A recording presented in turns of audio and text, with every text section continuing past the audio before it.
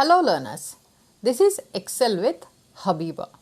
We are studying a sociological foundation of education, under that education and culture.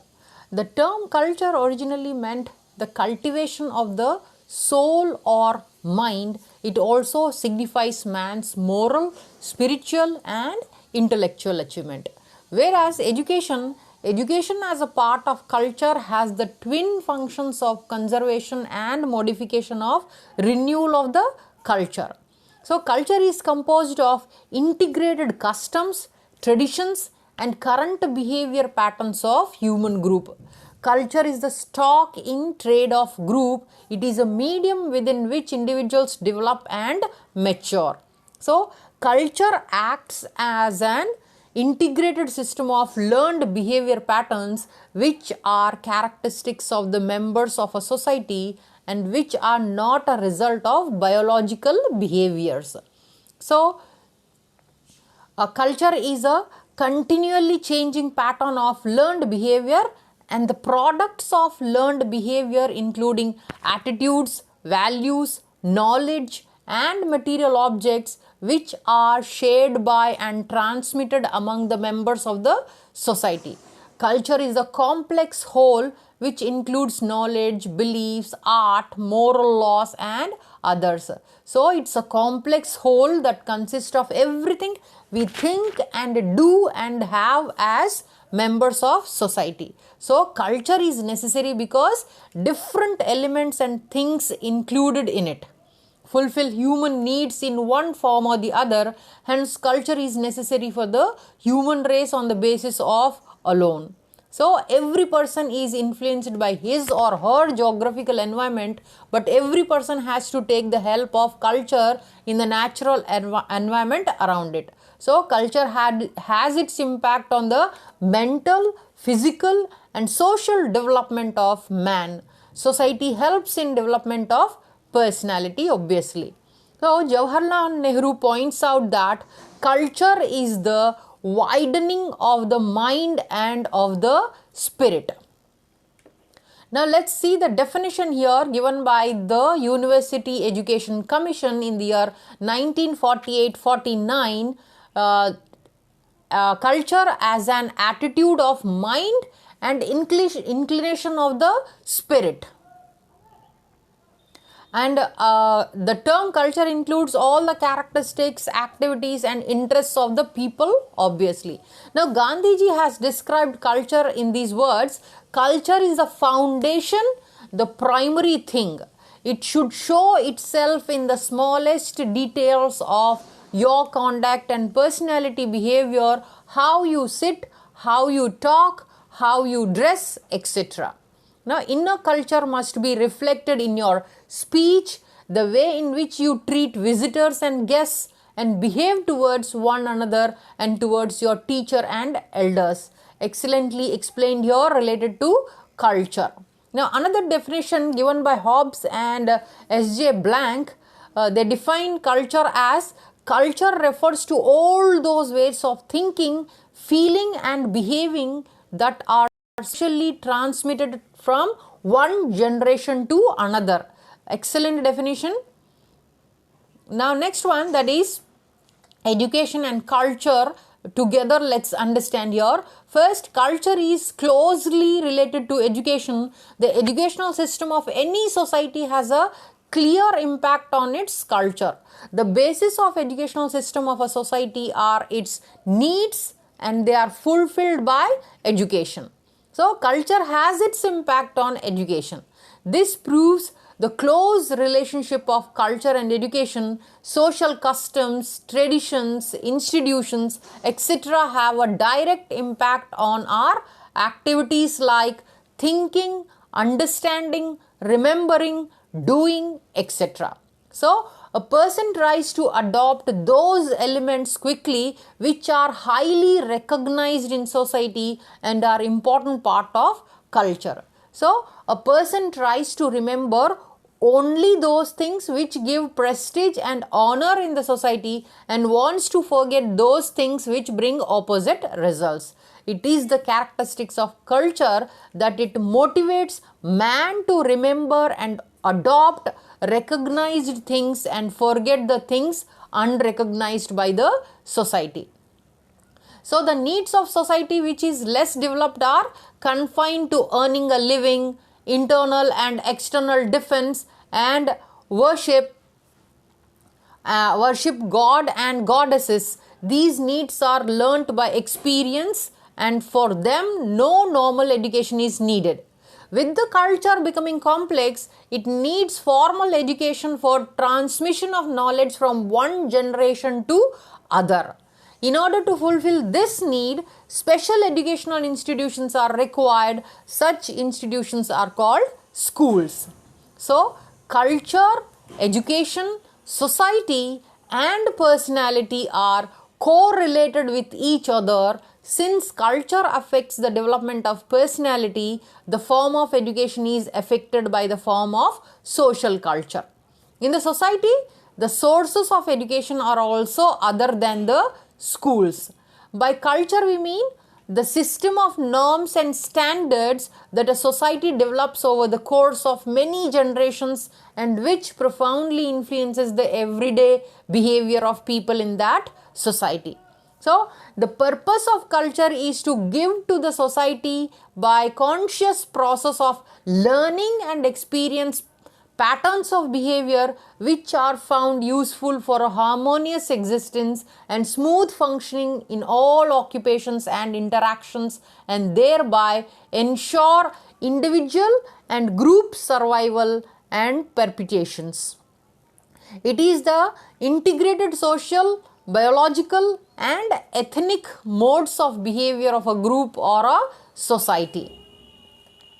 Now, education and culture, that is in the National Policy on Education in the year 1989 observed the curricula and process of education will be enriched by culture content in as many manifestations as possible. It also observed education can and must bring about the fine synthesis between change-oriented technologies and the country's continuity of cultural traditions. Very nicely explained here.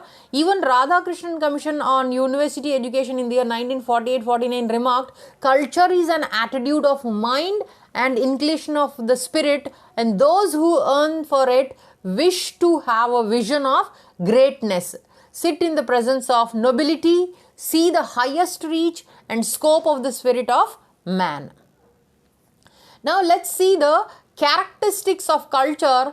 George Peter Murdoch has stated the following characteristics of culture.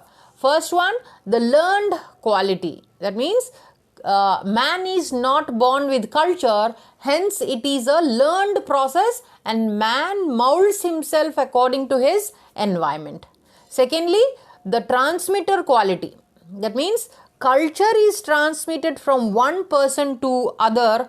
The individual is molded according to his family and society of which he is the member. The third one, the social quality. That means each society has culture, each member of the society is dependent on the other and each expects from the other. This expectation binds the society. Nextly, the quality of idealism. Culture is based on some ideals and each generation acquires it from its predecessors and each member has to follow it. Next one, gratifying quality. That means man as a member of the society has various needs and these needs are satisfied by the culture. Next, the adoptive and integrative quality. Each culture tries to adopt the qualities from outside its own environment. The contact of two or more cultures takes place and this interaction lends the adoptive quality to the culture. So, the different aspects of culture join hands to form a whole integrative culture. Nextly, culture is always idealized. What does it mean? Human beings are continuously refining and polishing their behavior action and thought. So culture stands for ideals and norms of human behavior. Now lastly, culture meets the recurring demand of mankind. That means culture meets the various recurring demand of production, nursing an infant to maturity, marriage, and finally disposal of the dead. All their demands are met by culture from generation to generation. Culture points out the smooth way to meet the perceptual demands of individual. However, culture has a few more characteristics. Let's see what are those. Number one, culture is social. That means it does not exist in isolation. That means social means society, pertaining to society and members of the society. It is not isolated. It is a product of society. It develops through social interaction. No man can acquire culture without association with others, obviously. Next, culture is shared. It is not something that an individual alone can possess. Culture is sociological sense, which is shared. Example, customs, traditions, beliefs, ideas and morals, etc. are all shared by people of a group of society. Then culture is learnt. That means culture is not inborn. It is learnt. Culture is often called learned ways of behavior. Unlearned behavior is not culture. Next one, culture is transmissive. Obviously, culture is transmissive as it is transmitted from one generation to another. Language is the main vehicle of education. Language in different form makes the possible for the present generation to understand the achievement of earlier generation, obviously. Now, transmission of culture may take place by imitation as well as by instruction. Nextly, culture is dynamic. That means ever changing. No culture ever remains constant or changeless. It is subject to show but constant change. Culture is responsive to the changing conditions of the physical world. Hence, culture is dynamic. We have seen drastic change in our cultures from the ancient periods to the modern period. We have seen the drastic change. That's why it is dynamic.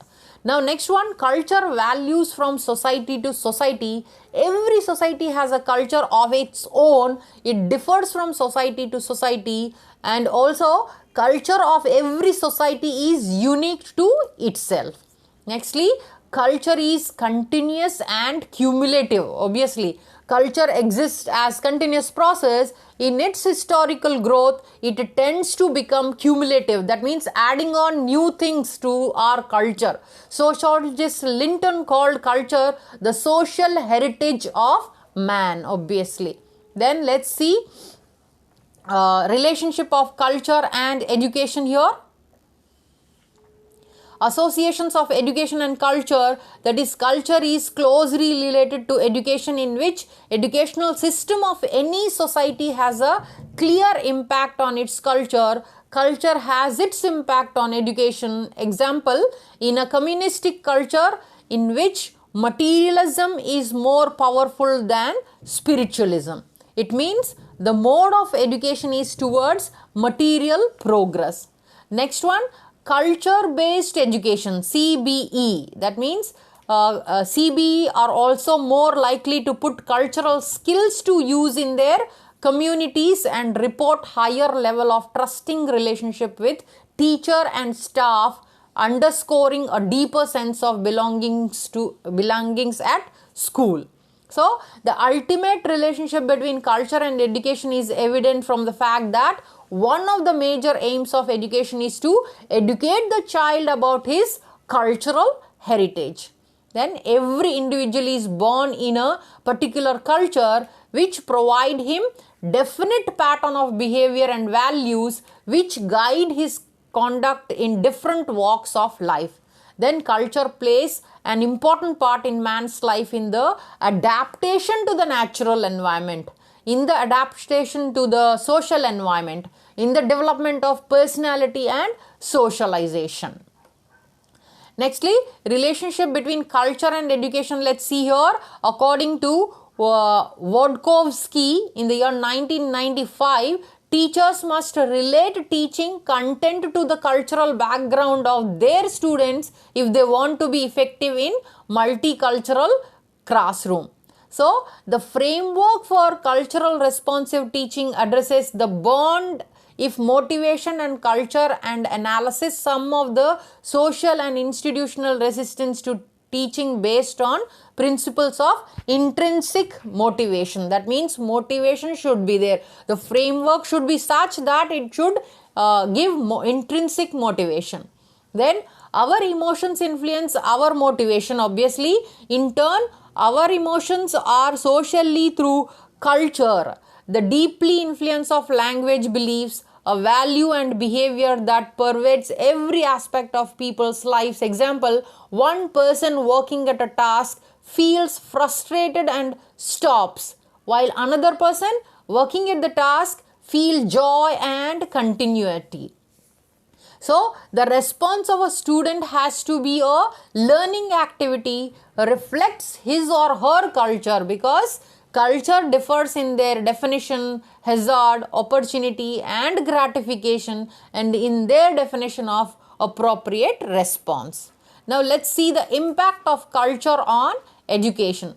Culture and education both complement and supplement to each others in various aspects. Following are some of the influences of culture on education. Number one, the aim and ideals of education are mostly determined by the values and patterns of society.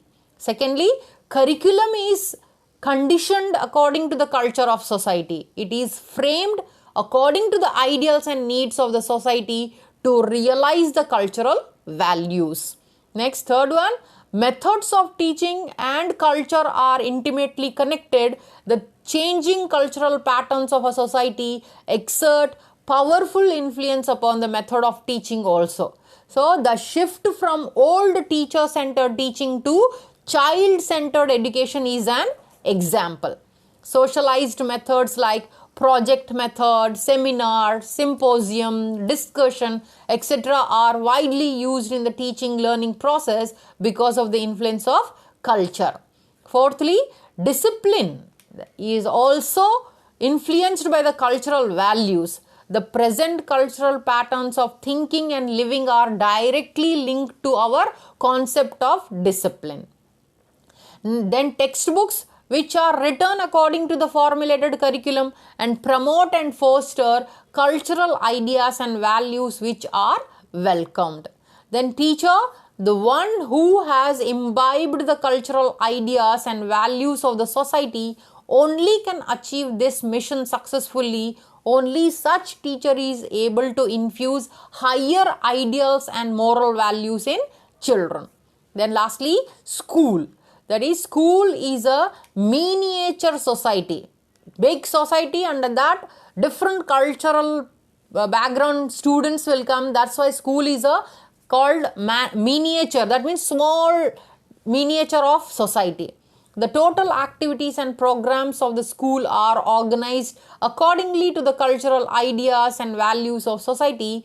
Hence, school is the center of promoting, molding, reforming and developing the cultural pattern of society. Now let's see the in the next class I'll come up with education and democracy. If you like this class, please do like, share, subscribe and comment below. Until then, happy learning. Thanks for your attention and time.